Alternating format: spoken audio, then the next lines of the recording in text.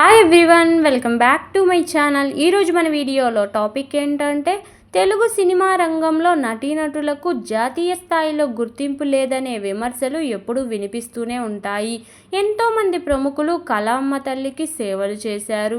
అయితే వారికి కేంద్ర ప్రభుత్వం నుంచి ఎలాంటి గుర్తింపు లేకపోవడంపై పలు రకాల విమర్శలు వినిపించాయి. అయితే డైరెక్టర్గా, నటిగా, నిర్మాతగా తనకంటూ ఓ గుర్తింపు తెచ్చుకున్న విజయ నిర్మలకు మాత్రం కేంద్ర ప్రభుత్వం నుంచి పద్మ అవార్డు కానీ ఇతర అవార్డుల విషయంలో ఎలాంటి గుర్తింపు రాకపోవడం ఆమె అభిమానులకు మరింత బాధ కలిగిస్తుంది. మరి విజయ నిర్మల సాధించిన ఘనతల గురించి ఓసారి ఇప్పుడు దృష్టి సారిద్దాం. విజయ నిర్మల 1950లోనే బాలనటిగా తమిళంలో కెరీర్ను ప్రారంభించారు.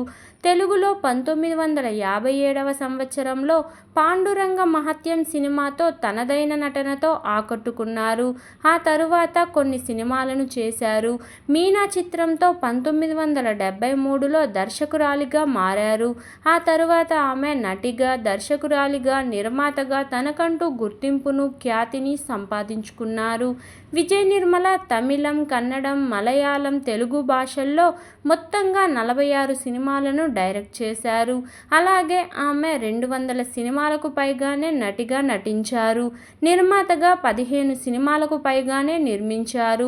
తెలుగులో 40 సినిమాలు, కన్నడలో 2, మలయాళంలో 1, తమిళంలో 1 సినిమాకు దర్శకత్వం వహించారు. ఇలా ఇప్పటి వరకు ప్రపంచ సినిమా చరిత్రలో ఎవ్వరూ కూడా సాధించని విధంగా 44 చిత్రాలను డైరెక్ట్ చేసిన ఏకైక మహిళా దర్శకురాలిగా ఈమె రికార్డ్ క్రియేట్ చేశారు. ఇక కృష్ణతో కలిసి విజయ నిర్మల సుమారుగా 40 చిత్రాల్లో నటించారు. ఆమె సూపర్ స్టార్ కృష్ణతో తొలిసారి 1967వ సంవత్సరంలో సాక్షి అనే చిత్రంలో కలిసి నటించారు. అప్పట్లో వీరిద్దరి జంట సూపర్ హిట్గా నిలిచింది. వారిద్దరూ కలిసి నటించిన చిత్రాలు ఘన విజయాలు సాధించాయి.